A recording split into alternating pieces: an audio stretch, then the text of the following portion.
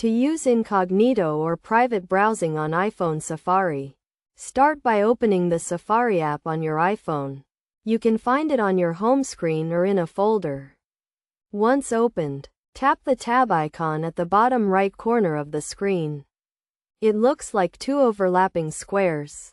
This will take you to the tab view where you can see all your open tabs. Tap the plus icon at the bottom center of the screen to open a new tab. Now tap the tab icon again to go back to the tab view.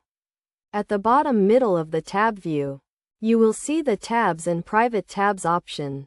Tap Private to switch to private browsing mode. You will see a message that says Private Browsing. Now your browsing history will not be saved and websites you visit will not be shared. To test this, open a new private tab by tapping the plus icon and type in a website address. After visiting the website, go back to the tab view and switch back to the normal tabs. You will not see the website you visited in private mode in your browsing history.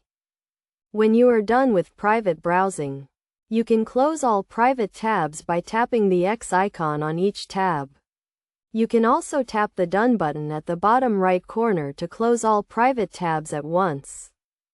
It is essential to note that private browsing does not make you completely anonymous.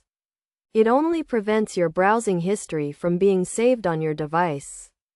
Your internet service provider and the websites you visit can still track your activity. Best practice is to use private browsing when using public computers or public Wi-Fi, and when you want to keep your browsing history private from others who use your device.